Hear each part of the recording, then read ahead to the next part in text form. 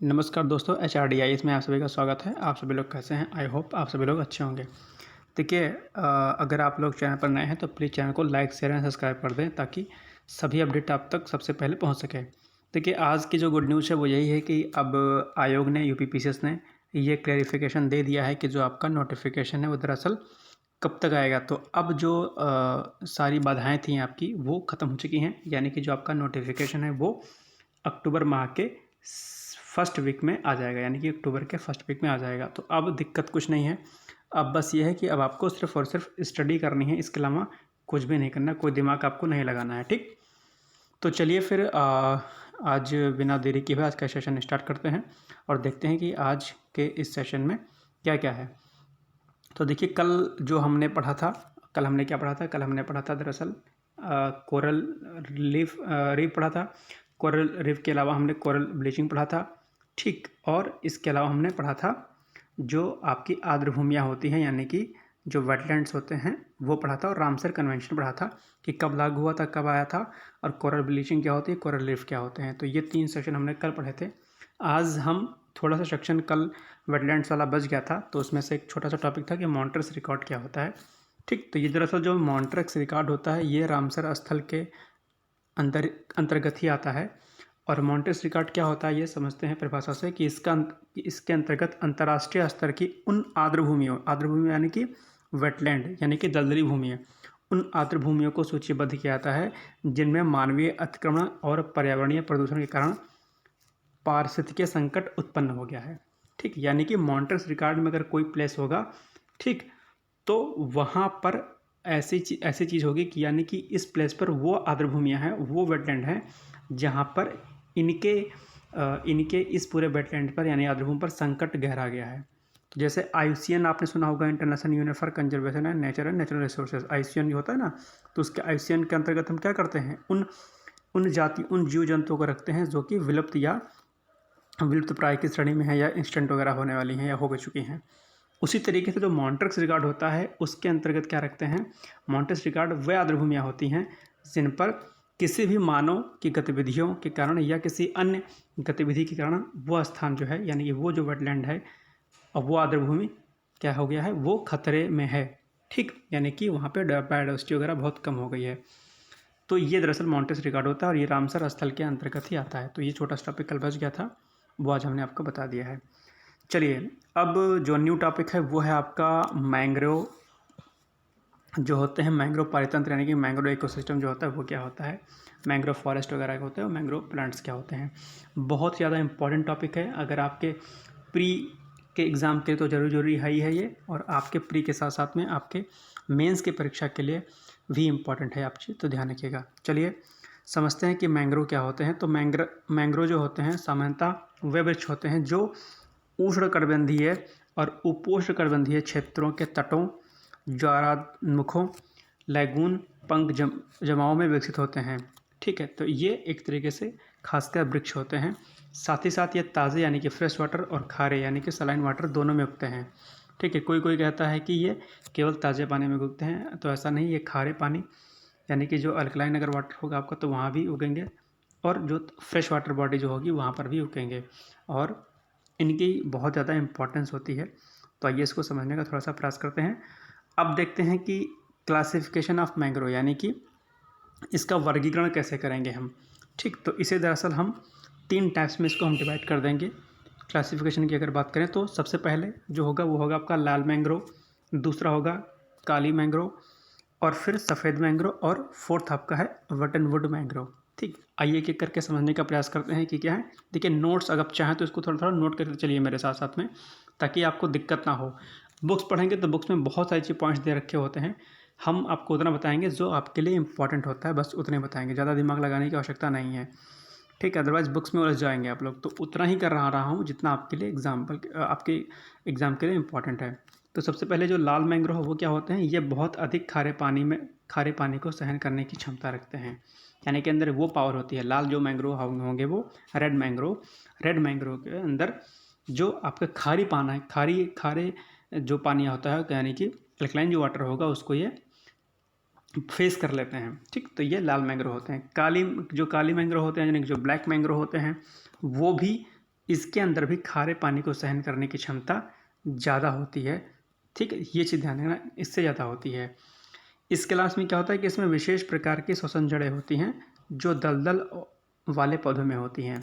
ठीक है, यानी कि जो दलदली वाले पौधे होते हैं, ठीक है, जहाँ पर थोड़ा सा कम पानी होता है तो इस टाइप के ज़मीन में जिस प्रकार के पौधों की जड़ें होती हैं, वही उसी प्रकार की जड़ें इस काली मैंग्रोव यानी कि ब्लैक मैंग्रोव के अंतर्गत आती हैं। ध्यान रखिएगा। चलिए, वाइट मैंग्रोव यानी कि सफ़ेद मैंग्रोव, इसमें क्या होगा कि चिकनी सफ़ेद छाल के कारण इसे सफ़ेद मैंग्रोव कहते हैं। यानी कि जो इसका जो यानी जैसे अगर ये प्लांट्स है, ठीक है, और इस प्लांट्स का जो बाहरी आवरण होता है वो क्या होता है, वाइट होता है, सफ़ेद होता है, तो इसीलिए इसे वाइट मैंग्रोव या सफ़ेद मैंग्रोव कहते हैं।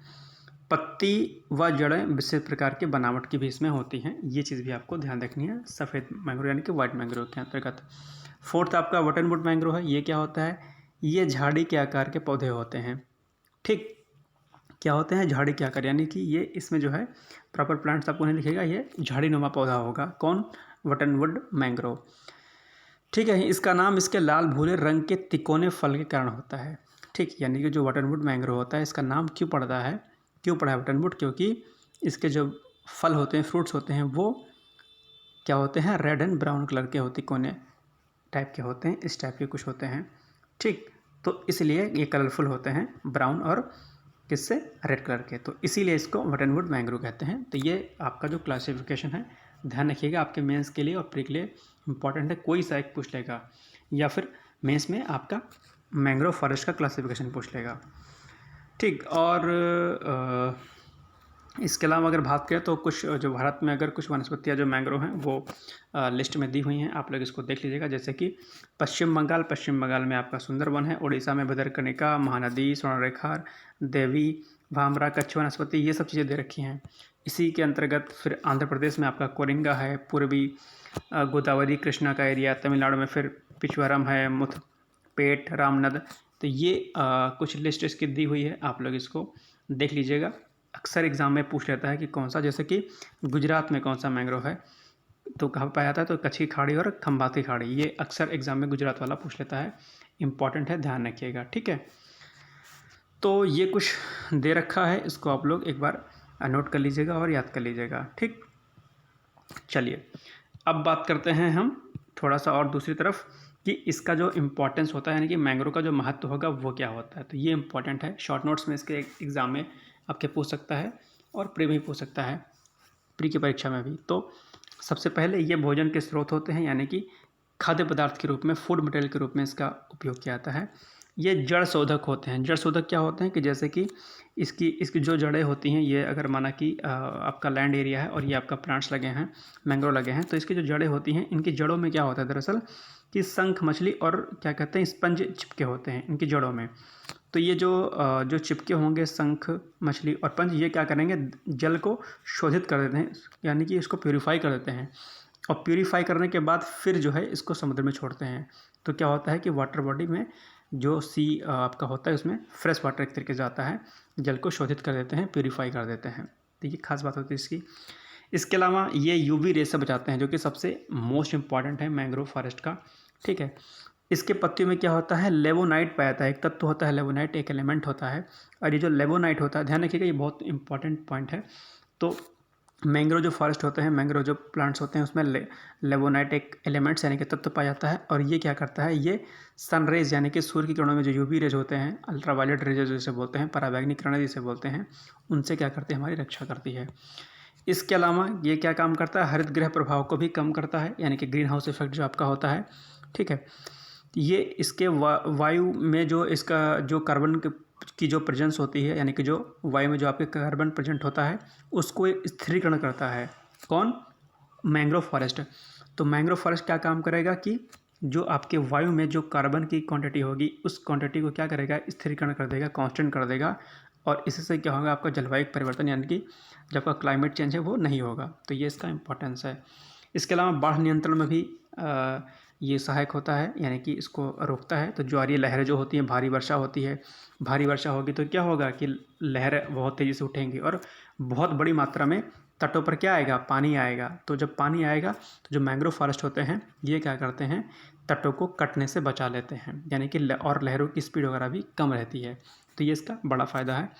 इसके अलावा औषधीय उपयोग यानी कि इसका मेडिसिनल फॉर्म में भी इसका हम यूज़ करते हैं, इस्तेमाल करते हैं। बहुत सारे जो सर्पदंश जब किसी को सांप काट लेता है, इसके अलावा कई सारे जो क्या कहते हैं मेडिसिनल फॉर्म में और भी कई सारे शक्तिवर्धक चीज़ों में भी इसका प्रयोग किया जाता है, एनर्जेटिक फॉर्म में भी इसका प्रयोग किया जाता है। तो एज ए मेडिसिनल भी इसका यूज होता है। तटीय क्षण को रोकना, लहरों की तीव्रता को कम कर देता है, मैंने आपको बताया ही। तो ये आपका हो गया इम्पोर्टेंस, यानी कि इसका महत्व होगा मैंग्रोव का, ध्यान रखिएगा, इंपॉर्टेंट है, पढ़ लीजिएगा। अब है ह्रास का कारण, यानी कि कमी हो रही है मैंग्रोव फॉरेस्ट में। तो क्यों कमी हो रही है, इंपॉर्टेंट है ये भी। कृषि क्षेत्र का विकास, यानी कि जो एग्रीकल्चर जो लैंड है, एरिया है, वो बहुत डेवलप हो रहा है। ठीक, क्यों डेवलप हो रहा है, क्योंकि एग्रीकल्चर जो प्रोडक्ट हैं उनकी डिमांड बढ़ रही है, और उसकी वजह से क्या कहते हैं कृषि क्षेत्र का विकास होगा। तो जहाँ जहाँ पे फॉरेस्ट एरिया होगा, इसका मैंग्रोव फॉरेस्ट एरिया होगा, उसको क्या किया जाएगा, अगर ये फॉरेस्ट एरिया है भाई, हमको यहाँ पे खेती करनी, तो हमें क्या करना पड़ेगा, हटाना पड़ेगा। तो इसलिए भी यहाँ पर दिक्कत हो जा रही है कृषि क्षेत्र का विकास से, तो मैंग्रोव फॉरेस्ट कम हो रहे हैं। इसके अलावा होटल उद्योगों का विकास हो रहा है, उसके विकास से भी क्या कहते हैं ये कम हो जा रहे हैं। और ये दरअसल दो कारण जो है इसके मानवीय हैं, और प्राकृतिक कारणों के अंतर्गत अगर बात करें तो जलवायु परिवर्तन और सुनामी और बाढ़ वगैरह आते हैं। तो सुनामी बाढ़ से भी मैंग्रोव फॉरेस्ट पर बहुत बैड इम्पैक्ट पड़ रहा है। तो ये इसके दो जो है नुकसान है इसके बेसिकली, मानवीय कारणों के अंतर्गत कृषि क्षेत्र का विकास, झींगा उत्पादन वगैरह, होटल उद्योगों का विकास, और वहीं दूसरी ओर प्राकृतिक कारणों की बात करें तो जलवायु परिवर्तन यानी कि क्लाइमेट चेंज और सुनामी और बाढ़ यानी कि फ्लड वगैरह आता है। तो इससे भी मैंग्रोव फॉरेस्ट आपके कम होते चले जा रहे हैं। तो ये हो गया आपका मैंग्रोव के बारे में। अब एक टॉपिक है आपका वनोन्मूलन, यानी कि जिसे हम इंग्लिश में डिफॉरेस्टेशन बोलते हैं। देखिए, डिफॉरेस्टेशन एक बहुत बड़ा मुद्दा है आज के समय में, और इस पर काफ़ी काम चल रहा है। और इस समय आपने देखा होगा कि केंद्र सरकार, राज्य सरकार मिल करके एफॉरेस्टेशन कर रही है, यानी कि प्लांट्स को लगा रही है। ठीक है, तो डिफॉरेस्टेशन क्या होता है, डिफॉरेस्टेशन होता है प्लांट्स को कट करना, और एफॉरेस्टेशन क्या होता है, प्लांट्स को लगाना, यानी कि जंगलों को लगाना। ठीक है, तो ये डिफरेंस दोनों इंग्लिश में समझ लेना आपको। तो अब देखिए इसका कारण क्या है, यानी कि डिफॉरेस्टेशन, यानी कि जो वन काटे जा रहे हैं, क्यों काटे जा रहे हैं, इसका रीज़न क्या है। तो पहला रीज़न है वन भूमि कृषि भूमि में क्या हो रही है, कन्वर्ट हो रही है। यानी कि जैसे जैसे क्या हो रही है, आपकी पॉपुलेशन बढ़ रही है, पॉपुलेशन बढ़ेगी तो उसको खाद्य पदार्थ चाहिए होगा, खाने के लिए कुछ सामान चाहिए होगा। तो खाने के लिए कुछ सामान चाहिए होगा तो क्या करेगा, वो पैदावार करेगा। पैदावार कहाँ करेगा, कृषि क्षेत्र में करेगा। तो चूँकि कृषि क्षेत्र तो इतना है नहीं, ज़मीन है नहीं हमारे पास, तो क्या करेगा, उन जगहों पर जाएगा जहाँ पर फॉरेस्ट लगे हैं, यानी कि जहाँ पर वन लगे हैं, तो उनको फिर कट करेगा, वहाँ पर खेत बनाएगा, एग्रीकल्चर लैंड बनाएगा, और फिर वहाँ पर खेती करेगा। तो इससे क्या होता है, डिफॉरेस्टेशन होता है, यानी कि प्लांट्स को कट कर दिया जाता है। झूम कृषि आपने सुना होगा, स्थानांतरण कृषि भी इसे बोलते हैं। स्थानांतरण कृषि के अंतर्गत क्या होता है, ये बेसिकली जो आपके जो पश्चिमी एशिया, पूर्वी एशिया है, यानी कि अगर भारत के परिप्रेक्ष्य में बात करें तो आपके जो जम्मू कश्मीर का कुछ एरिया हो गया, और पूर्वी जो आपके राज्य हैं उनमें ये झूम की कृषि, यानी कि आपका झूम कृषि, यानी कि इसे स्थानांतरित कृषि भी करते हैं। तो कुछ जो आदिवासी लोग होते हैं या कुछ अन्य लोग जो होते हैं, तो वो क्या काम करते हैं, जैसे यहाँ पर इस एरिया में फॉरेस्ट लगा हुआ है, ठीक, तो ये दरअसल घुमक्कड़ टाइप के लोग होते हैं, घुमक्कड़ी होते हैं। तो ये वहीं पर जाते हैं जहाँ पर एग्रीकल्चर लैंड नहीं होता, यानी कि जहाँ पर फॉरेस्ट होता है। तो पहले क्या करते हैं, पौधों को काटते हैं, कट करने के बाद क्या करते हैं, इसको यहीं पर छोड़ देते हैं, फिर ये खाद बन जाती है। खाद बनने से एग्रीकल्चर लैंड और आपकी फर्टिलिटी रेट बढ़ जाती है उसकी, फिर यहीं पर खेती करते हैं, फिर आगे बढ़ जाते हैं। फिर जब कुछ टाइम तक खेती करेंगे, उसके बाद ये कहीं अन्य जगह पर जाएंगे, वहाँ पर फॉरेस्ट लगा होगा, वहाँ पर फिर उसको कट करेंगे, फिर कट करने के बाद वहाँ पर खेती करेंगे कुछ टाइम बाद, फिर उस स्थान को छोड़ करके, यानी कि झूम कृषि, यानी कि स्थानांतरित कृषि से बोलते हैं। ये एक स्थान से दूसरे स्थान तक इस तरीके से खेती करते हैं। ऐसे में जो आपकी जो वन है वो काटे जाते हैं बहुत बड़े मात्रा में। वनों का चारागाहों में परिवर्तन, यानी कि चारागाह जहाँ पर जो आपके मवेशी होते हैं वो अपनी भोजन के लिए घास को खाते हैं। तो अब चारागाह में परिवर्तन क्यों हो रहा है, क्योंकि हमें दूध चाहिए होता है, ठीक है, और हम क्या कहते हैं, व्यापारिक दृष्टिकोण से भी हम दूध, मक्खन, घी आदि पदार्थों को पाने के लिए हम क्या करते हैं, गौपालन वगैरह करते हैं और अन्य जो पशु होते हैं जो जिनसे हमें व्यापारिक फ़ायदा होता है उनको हम पालते हैं। और उससे क्या होता है कि उनको खाने के लिए हम चारागाह बनाते हैं, और चारागाह कब बनेगा, जब हम वनों को काट देंगे। तो ऐसी वनों का चारागाहों में परिवर्तन भी इसका एक बहुत बड़ा कारण है। इसके साथ साथ में औद्योगिकरण यानी कि इंडस्ट्रियलाइजेशन, शहरीकरण यानी कि अर्बनाइजेशन, वनाग्नि यानी कि फॉरेस्ट जो फायर होता है, इन सब कारणों से भी आपका डिफॉरेस्टेशन होता है, यानी कि वनों की कटाई हो रही है। इंडस्ट्रियलाइजेशन होगा, भाई जाहिर सी बात है कि ज़मीन तो हमारे पास है नहीं, लिमिटेड ज़मीन है, ठीक है। तो उसको करने के लिए क्या कहते हैं, बहुत बड़े एरिया को साफ़ कर दिया जाता है, डिफॉरेस्टेशन कर दिया जाता है। जैसे हरिद्वार में शेड्यूल बनाया गया है, तो वहाँ पे पहले बहुत बड़ा फॉरेस्ट था एक, है ना। तो उसको करने के लिए क्या हुआ कि पूरे जंगल को काट दिया गया। इसी तरीके से गुरुकुल कांडी विश्वविद्यालय उत्तराखंड में है, और उसके साइड में गंगा नहर है और रोड है। तो क्या हुआ कि जो रोड है उसके किनारे किनारे बहुत सारे प्लांट्स लगे थे, ठीक है, और उसको मिनी फॉरेस्ट उत्तराखंड का बोला जाता था, हरिद्वार का।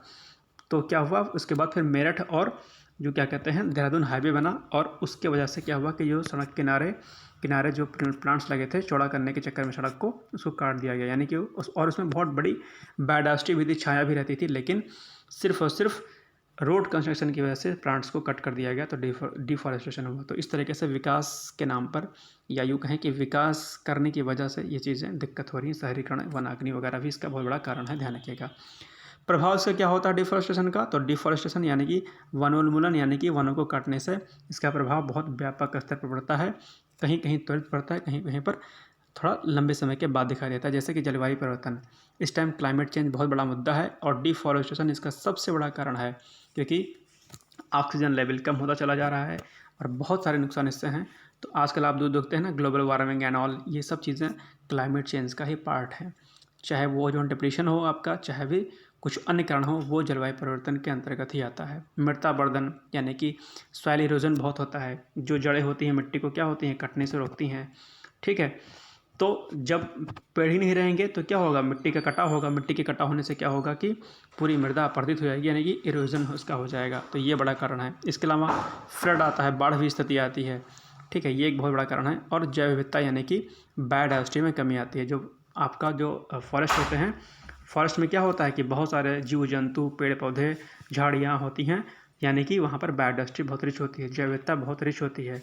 और जब प्लांट्स नहीं रहेंगे, जब पेड़ पौधे ही नहीं रहेंगे, तो फिर जैव विविधता कैसे होगी, यानी कि जो जीव होते हैं उनमें विविधता नहीं रह पाएगी। तो ये एक बहुत बड़ा कारण है। तो ये आज की क्लास थी दरअसल। आज आई होप आप सभी लोगों को समझ में आया होगा। प्लीज़ आप लोग चैनल को लाइक शेयर सब्सक्राइब कर दें। फ्री ऑफ कॉस्ट आपको पढ़ाया जा रहा है। थोड़ा बोलने की स्पीड थोड़ी ज़्यादा है, इसलिए थोड़ा सा मैनेज कर लीजिएगा। आई होप मैं नेक्स्ट वीडियो से थोड़ा सही करने की कोशिश करूँगा। और इसके अलावा कुछ टाइम बाद मैं वाइट बोर्ड भी आ जाएगा हमारे पास, और वाइट बोर्ड पर हम सीधे आपको पढ़ाएंगे, तो शायद चीज़ें वहाँ पर आपको ज़्यादा बेहतर तरीके से समझ में आएंगी। और कल हम बहुत इंपॉर्टेंट टॉपिक पढ़ाएंगे, और वो रहेगा आपका बायो एक्यूमुलेशन, ठीक, क्या बायो एक्यूमुलेशन और बायो मैग्नीफिकेशन, ठीक है। ये बहुत महत्वपूर्ण टॉपिक है। इसके साथ साथ में कल हम पिरामिड भी पढ़ाएंगे, तो ये कल की क्लास भी इंपॉर्टेंट है। तो अब आप सभी लोग जाइए, थोड़ा इसको रिवाइज कर लीजिएगा। कल हम पढ़ेंगे, कल मैंने आपको टॉपिक बता दिया है कि बायो एक्यूमुलेशन पढ़ाएंगे आपको, यानी कि बायो सेंचुएशन और बायो मैग्नीफिकेशन पढ़ाएंगे आपको, ठीक है। इसके अलावा यूट्रिफिकेशन भी पढ़ाएंगे। तो जितने टॉपिक हो पाएंगे 4 5 6 वो हम बता देंगे आपको, ठीक है। यानी कि हम कल टीचिंग करेंगे, उसकी पढ़ाएंगे आपको। चलिए फिर मिलते हैं कल एक नए सेशन के साथ। हाँ, मॉर्निंग में करंट अफेयर्स देखना ना भूलें प्लीज़। इसके साथ साथ में दोपहर में 11 बजे आप लोगों को मॉर्निंग में ऑब्जेक्टिव क्वेश्चन भी कराए जा रहे हैं 10,000। तो ये आपका सेशन भी इंपॉर्टेंट रहने वाला है। चलिए फिर मिलते हैं कल। तब तक के लिए आप सभी लोगों को शुभ रात्रि, good night, bye bye, take care.